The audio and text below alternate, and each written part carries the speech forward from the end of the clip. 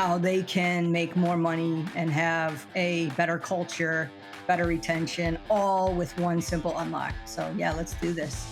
Start with one. Get one frontline leader who is the model, who does grow the top line, who knows what your expectations are, who loves on the team and has great retention.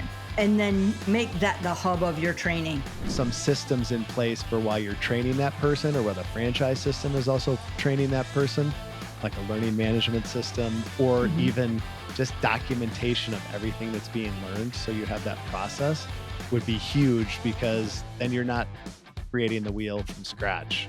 Your culture, your expectation, the community you want to build in your units can only come from people in your organization. The team member's experience is determined by one person, and it is not the franchisee.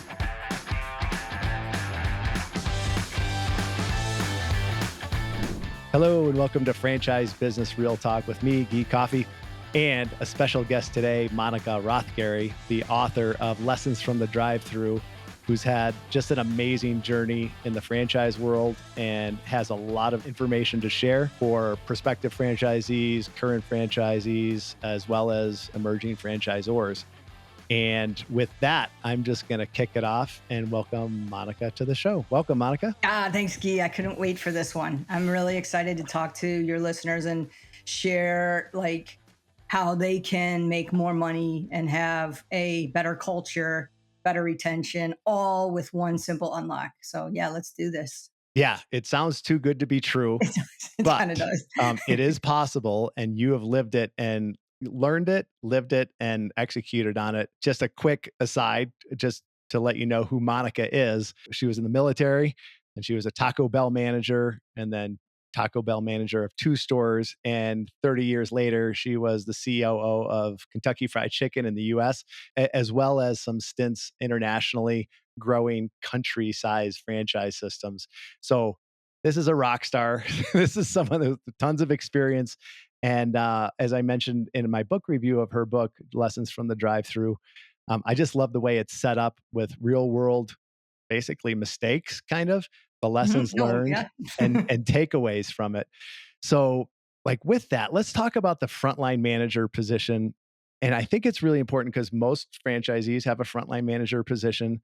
And your observation is usually they're actually overpaid for the work they're doing, because they are doing work that should be done by somebody else in the unit. Yeah, like the premise of what I'm going to posit to your listeners is that oftentimes in retail or service, multi-unit organizations, you have everyone doing the job of the person underneath them. So you have somebody who you call a shift manager or a shift leader who really doesn't run shifts.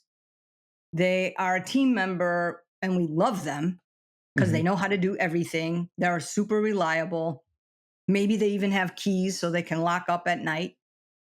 But we wouldn't trust them. We wouldn't want them to be by themselves in the unit alone at peak and a peak day. And so you're paying a premium pay to someone who's really just a very, very good team member. And then it goes on up. Your unit manager, your frontline leader, is oftentimes just so burdened with the day-to-day that they're just trying to survive shift to shift. What do I need to do to get through this shift, this lunch rush, this dinner time, this peak period on Saturdays when everybody comes to get their hair cut? Right. And they're not growing the business. They're not working on running the business because they're doing tasks that really your shift manager, your shift person should do. Sure. And then it goes on up. Even at the area level, you have area leaders running around trying to manage multiple units, but they're not, really working on growth. And they're certainly not working on building the capability of the frontline leader. Sure. So my premise is if you could get everyone to do their role, not the role of the person above them, but just their role, you can unlock pent up productivity. And I think it's also what I've seen in our beauty industry business, as well as our fitness business, is sometimes people are elevated in the organization to the level of their it sounds bad, but to the level of their incompetence almost. They're not good at it yet. And then they want to contribute. They're good people. They want to be part of the team and show them that they're jumping in, but it comes at the cost of the actual job description duties to grow the business and to grow the people in the business, because you can't grow in our case with Frenchie's a nail technician's abilities or skills, if you're jumping in there to do that job rather than showing her where the trainings are, how she can get better, he or she, and grow that way. And we've seen the same thing in the fitness business. Sometimes it's a function of people wanting to do good and they're more comfortable going to that lower level, right? I mean, the beauty of our businesses, and so one of the excitement of growing multi-unit businesses as a franchisee is watching people grow and evolve in careers, giving people careers that may not otherwise have had these opportunities. And- But the only thing that that cook or that nail technician who becomes a manager knows is what you taught her, Mhm. Right. because they've been working for you since they were 17 Right. or 18. And so when you promote them to manager, yeah, it's an exciting time for them, but you've got to couple that with a lot of development and coaching on how to read a P&L. How do you grow the top line? How do you manage your time so that, yeah, look, let's call a spade a spade. I want to not be naive here on any front, Gee. Sometimes the manager has to do team member tasks Sure. in any frontline kind of a retail service restaurant. There are times when it's all hands on deck and everybody's making pizzas. Hmm.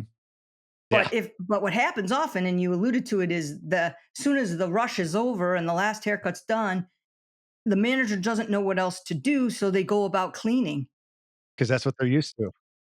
instead of pulling the tapes or going up on the computer and saying, "How did we do? What was our service times?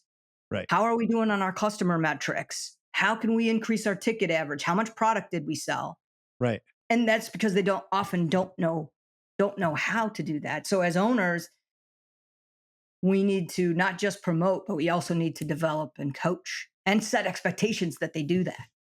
And I could tell you, and it's in your book, so I know you've done it too. Is you find someone that's gonna take on that role. You like their personality. You like how they show up on time. They're doing the basics perfectly, and you're like, all right, phew, now I can now I can go focus on another unit or another bit, whatever the case may be. Like, I got someone in that position, so we're good to go.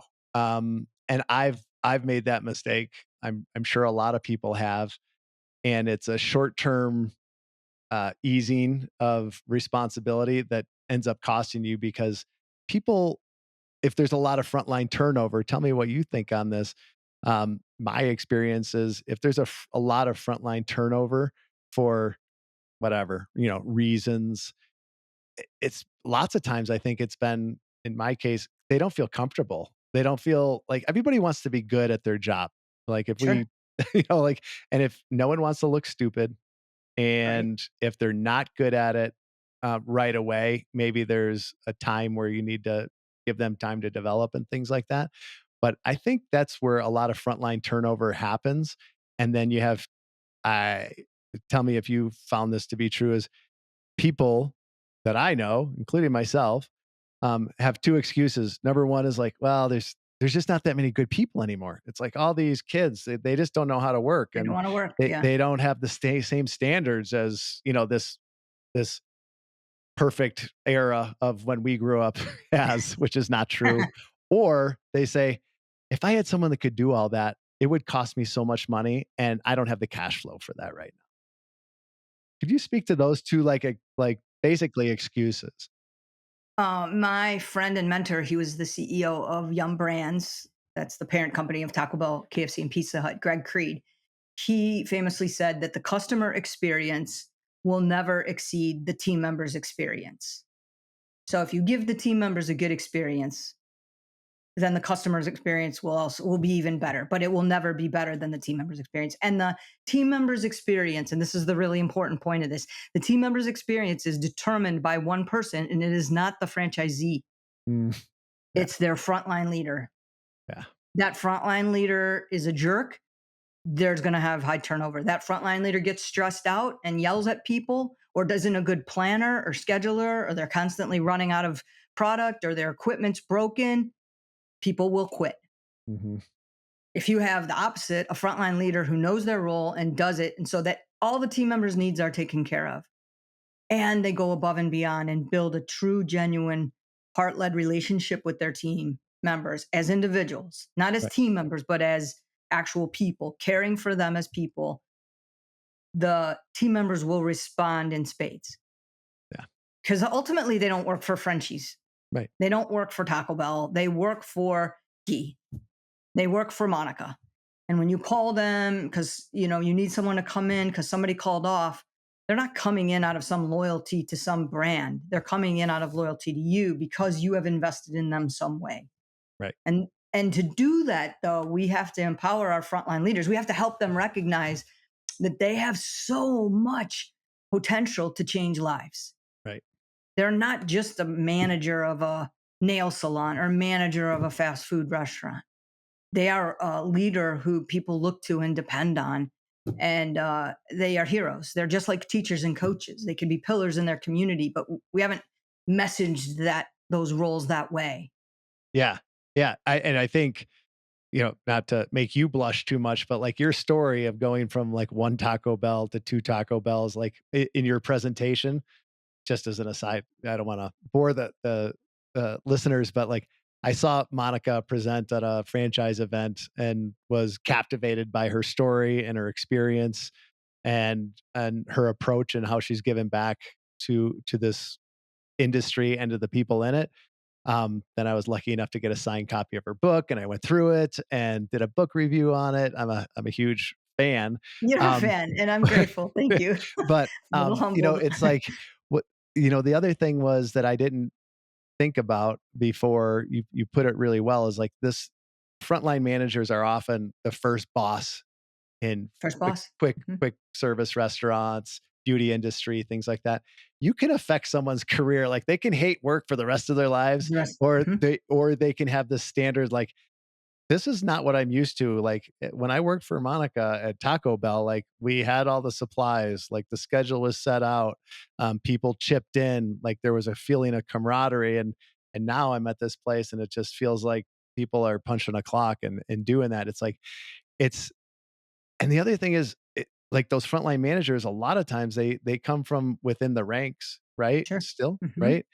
Yes. And so then it goes to a training. Like I know Taco Bell, I'm sure their training has developed since when you first started, but even your stories in the beginning, I was like, holy cow, I didn't know a Taco Bell manager had to pass food service stuff and quick checks on food safety and the numbers every night and if they were off and all this kind of stuff. It's like it's a big There's a lot job. of I had no yeah, there's a idea. lot of pressure. Yeah. Yeah, Yeah. there's a lot of And you pressure. and you're working with, high schoolers that, it might be homecoming night and they decide that, you know, to quit. Like But then, like, if we empower our frontline leaders, they can combat homecoming night because what do all the couples do on homecoming night? They go out to dinner, right. right? Yeah. So lay out your Taco Bell or your any whatever your restaurant is. We don't have to use Taco Bell all the time. Put out fake candles and tablecloths and have a like homecoming meal with get some decent glassware and have fake champagne and have a photo booth set up and invite the kids to come to your restaurant for a much cheaper, by the way, Yeah. homecoming dinner than they probably get anywhere else. Right. And then your employees will feel excited about coming to work Yeah. because they're Yeah. a part of it, right? Right. There's ways to get our frontline leaders thinking differently about their roles, and Yeah. part of it starts with above restaurant or above store leadership. If the first thing you do when you call them is you ask about yesterday's numbers, guess what they're going to care about? All they're going to care about is yesterday's numbers because that's all you care about. And if you beat them up because they didn't hit a sales target or they overspent on our repair and maintenance, then that's all they're going to focus on. The owners, as leaders, we have to care about our frontline leaders like we care about our own children. Like empower them, believe in them, send them to classes, coach them, sit side by side with them, and challenge them to think about the business like an owner. When then they start to, we expect more from them as leaders, as pillars in the community, as business people, they will rise to that. Right. So some of it starts with our own behavior. Sure. And you see companies that are doing this very, very well. There is a Freddy's Burgers. I think it's called Freddy's. It's Mhm. definitely called Freddy's. I forgot what else it's called, Freddy's Burgers or something like that. And at the one that I drive by all the time, when it's the end of the year, they have signs for all their graduating seniors. You Nice. know, you know, like Mhm. it probably costs that owner $100 for 20 signs or something like Mhm. that. And Lisa and Johnny, well, you know, they care. They're like, I'm Yeah. acknowledged here. Or you hear about it all the time with the Chick-fil-A, training program as well, and how they retain people and things like that. And I think just coming at it from my own perspective, when we had 5 anytimes going at one point in time, spread out all, hundreds of miles apart from each other. And I imagine it's also an objection or a hesitation for many small business owners like, I would love to do that, but I am working to get through the day, right? Like Okay, so I let's have talk about that. yeah, yes. How do they create the space to do that? And then for prospective franchisees that are listening, like you want to do this up front. And then for emerging franchisors who might be listening, is like you can't dictate what the job description is or anything like that, but you want to have some kind of idea about this so that your franchisees aren't having to constantly replace their key person all the time. So let's talk about that. The idea of, remember I said everyone in the unit's doing the job of the person underneath them.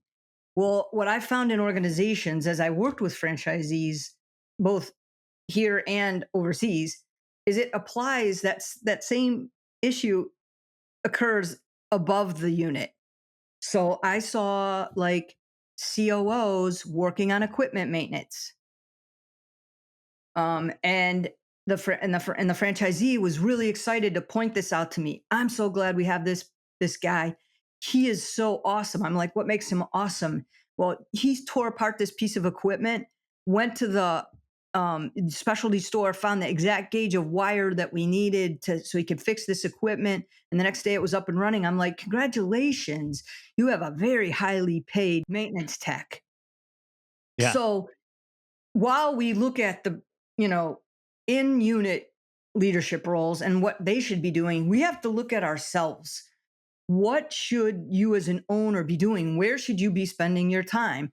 Mhm. And oftentimes, so many times, I see leaders as they, when you first start out, maybe it's just you and your manager, right?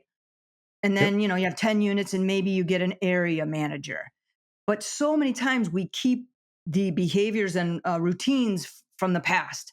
For Mhm. example, every period I have a business review with every manager, and we talk about what happened in the last month, all backward looking. Mhm. As an owner, at some point, is that 10 hours worth your time?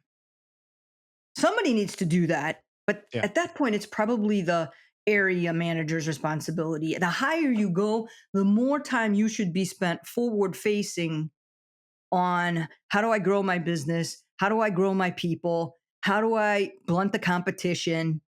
How do I increase same store sales? And less time on what's already happened because you Yeah. should have influenced that last year. Yeah. So, to the owner or the franchisee that says, I don't have enough time, I would say, how are you spending your time today? Number Mhm. one, are you investing enough in the business personally? And if you're not, that's okay. Some people just want to, don't want to operate their franchise organization. That's fine, but you need someone to do that then. Yeah. Part two is start with one, get one frontline leader who is the model, who does grow the top line, who knows what your expectations are, who loves on the team and has great retention. And then you make that the hub of your training. And when you go to expand to open a new unit, please, please, please don't take the one that the good one and put it in the new unit because now you have two bad units, Mhm. right? I shouldn't say bad, but you have two units adjusting to new leaders. Don't do that. Keep your model, your role model in your model flagship unit and then hire 6 months in advance the manager for your next unit. I know this is a P&L hit, Oh yeah. a big It's one. the first thing that came to mind. Of course, you're 6 an months. owner. 6 Okay, months. 3 months, Okay. 2 months, Yeah. but don't hire them 6 weeks before and then Mm. train them. Or if it's someone you're promoting, get them in there with your model in your flagship unit and with your model manager so they learn all these good routines and practices to start to implement. And then when they do go to the new unit, empower your training manager to go visit them. How you doing? What are you spending your time on? How do you get out of the weeds? Because every new manager has to go through that learning curve. Those are the two things I would say. What are you spending your time on as an owner? And then get that one training manager to be your kind of flagship to build out of and invest. You got to invest in some overlap time Yeah, for sure. It pays off, and, in there's the long run. It oh, will. yeah. Yeah. Yeah. If I'm thinking about, when people are building brick and mortar franchise units, we have friends that just started to crave cookies. We have someone that's starting a Frenchies. You're in construction for a while, and there's a timeline set out for when to hire the first manager because they're also going to help you market and pump it up and do pre-sales of things, and hopefully, and the fear there is like, I'm going to spend all this time with this person, and what if, we open, they quit? Because it happens. Oh, that's, That's a risk of any business in any yeah. situation. Anything can happen. Yeah. um I think, some systems in place for while you're training that person, or where the franchise system is also training that person, like a learning management system, or Mhm. even just documentation of everything that's being learned. So you have that process would be huge, because then you're not creating the wheel from scratch. Every time, yeah. Yeah. Yeah. And hopefully the brand helps with some of that too. Sure. Hopefully the brand makes available enough LMS kind of training so that you don't have to go out and create that. But even if they do, even if they have awesome, a lot of that's very tactical. Your culture, your expectations, the community you want to build in your units can only come from people in your organization. Yeah. How you want them to treat people. And by the way, a really great way to make sure that that manager is excited about and stays with you for the first year is to build in incentives. Mm, That's what we do with executives, right? sure. And they have, you hit this threshold and then, you get an extra 5 million shares or whatever. Okay. Sounds good. Right? All Yeah, right. sounds Yeah. great. Right. The same thing will work for frontline leaders. If they have Sure. some equity in the game, um, calculate how much it would cost to replace that person Mm, and rehire someone else, and train that person. And then the way your business suffers while you're in transition and chaos. If you offered the, person you've hired a fraction of that to stay, it would probably be a good investment. right. Whether it's equity, or it could also be just a big bonus, right? As well, if people are worried about their cap table, that early on with somebody, just to see if they're really proven. Yeah. Um, but it could be that too. So compensation is a, Or a time tool to off. use. Yeah, time off. Or,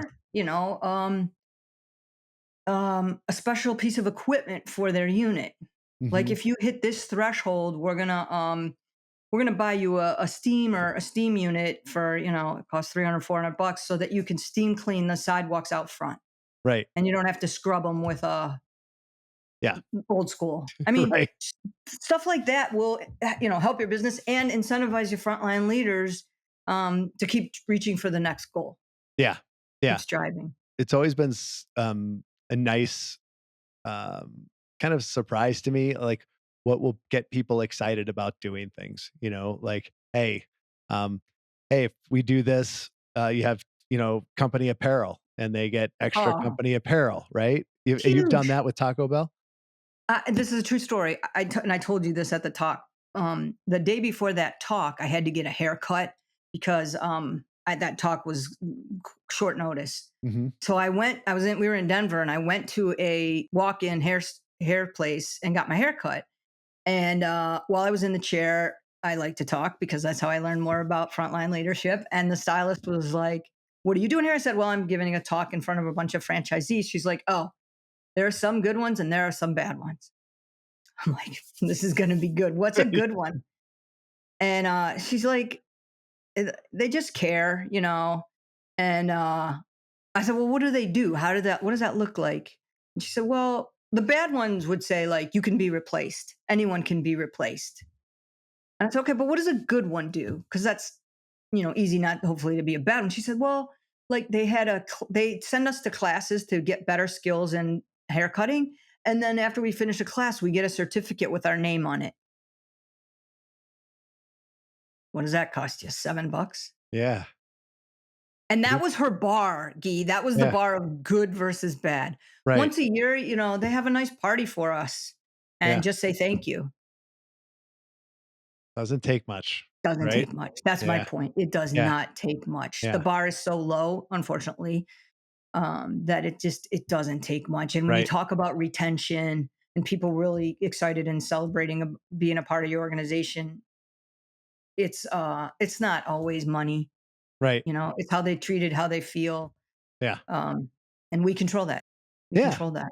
And it's Let me getting ask you a question. oh, no. Okay. I'm ready. Why do franchisees, uh, and particularly like in my experience, oftentimes I see franchisees focusing a lot more on developing their business through adding units versus growing the same store sales within the units that they have. Mm. Do you see that?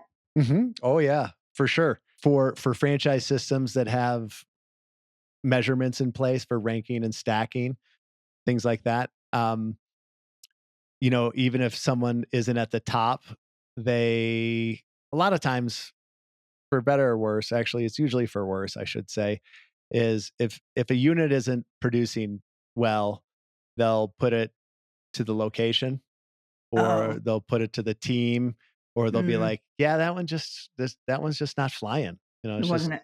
Yeah. so in my own experience, we had 5 anytimes all around Colorado.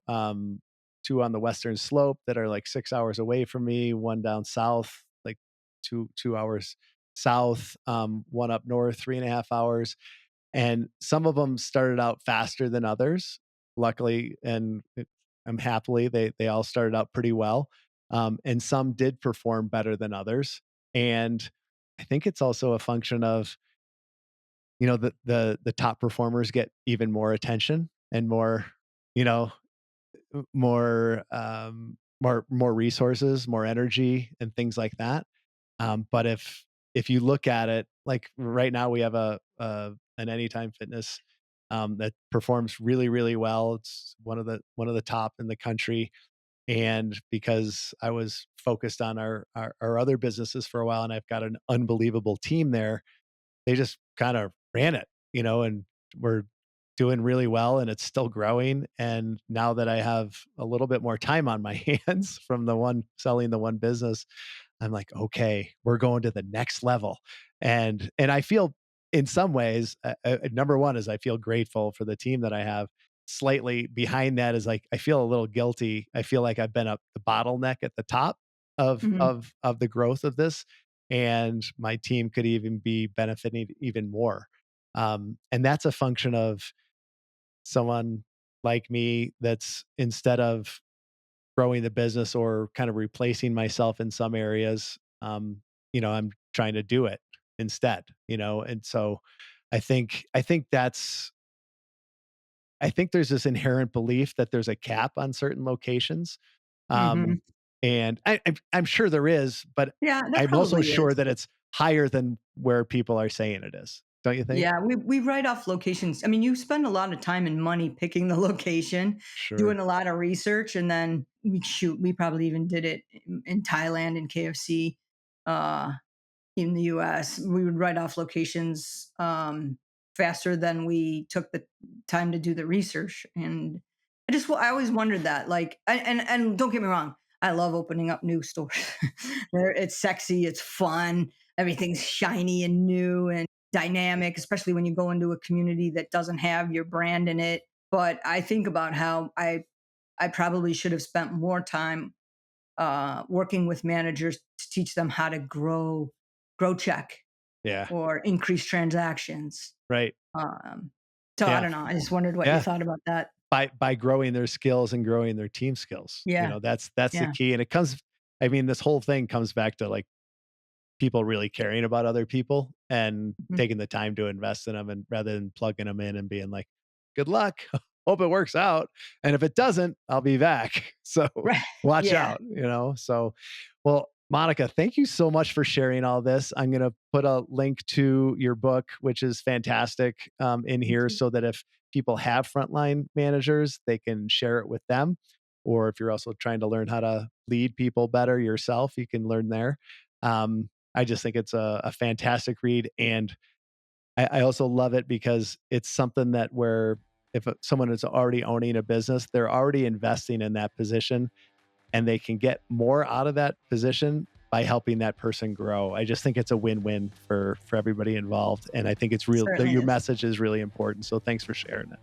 Oh, thank you so much. And, if anybody out there wants to get books for their entire organization, which, by the way, is a powerful way to take your whole organization to another level, there's a QR code in the book that you could download, discussion guide, have everybody read one chapter at an area meeting, discuss it. What did I learn? The chapters are really short. They're really easy to read. They're fun. They're Yep. funny. And so that way you can help your whole, if you do that, check me out, monicarothgery.com. And I can, I give a pretty decent discount for bundles, mostly because I want to get the book in the hands of the frontline leaders and really all leaders. I Yeah. think anyone, I get a lot of messages from folks that I don't work in this industry, but I sure learned a lot, or it reminded me of things, or I just had a good laugh. Oh yeah, yeah. They're all in there, and your whole book is around quick service restaurants. But every chapter I applied to my fitness business and my beauty industry business. The industry doesn't matter; it's No. people and business. And Yeah. at the end of the day, there's lots of similarities that you can learn from. So, thanks again so much, and Thank you. hope to have you on another time. Maybe we can hear some international stories when people are Oof. ready for that kind of stuff. You won't even believe the international stories, but thank you so much. You have been so supportive of me and getting the message out, and I'm just so grateful. It's my pleasure. Thanks, Monica.